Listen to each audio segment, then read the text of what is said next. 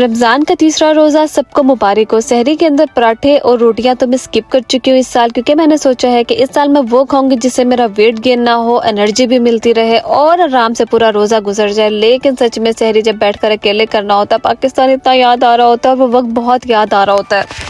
सहरी करके नमाज वगैरह पढ़ के मैं सो गई थी और अब उठकर मैंने काम पे जाना था, तो सोचा कि वापसी पे मुझे इफ्तारी के लिए टाइम तो मिलता ही नहीं है, तो इसी वजह से जाते जाते मैं सारी चीज़ें तैयार करके रख जाती हूँ ताकि मुझे वापसी पे बहुत आसानी हो जाए। तो पकौड़ों के लिए मैंने ये फिंगर चिप्स काट दिए, उसके अंदर मैंने प्याज, टमाटर, धनिया, पुदीना, सब्ज मिर्च सब कुछ डाल दिया और दूसरी तरफ मैंने दही भल्लों का मसाला तैयार कर लिया था।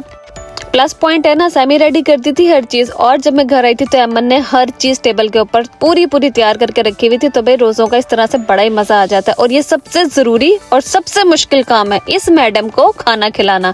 बड़ी मुश्किल से इसको मैंने नाश्ता वगैरह करवाया। उसके बाद जाते जाते मुझे याद आया कि जो सहरी के टाइम मैंने मशीन लगाई थी, उसके कपड़े भी तो सूखने के लिए डालने।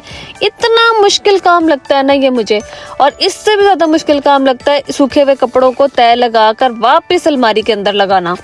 मतलब एक आपने लॉन्ड्री की नहीं, घर के अंदर इतना गंद हो जाता है ना, वो संभालना बहुत मुश्किल है। अब सारे काम हो चुके थे, मैंने शॉपर के अंदर डाली अपनी खजूरें, क्योंकि मेरा काम पे ही रोज़ा अफ्तार हो जाता है, तो मैं अफ्तारी के लिए घर पर बेसिकली आती नहीं हूँ।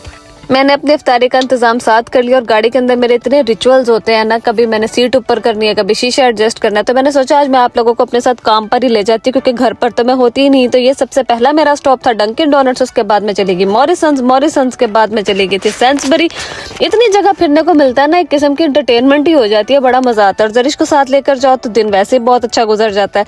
वापिस आई अफ्तारी की, सब कुछ खा पी के फारिग होकर, ये जो चाय मोमेंट होता है ना, मतलब इतना मज़ा, इतना सुकून, सारी थकावट ही निकल जाती है।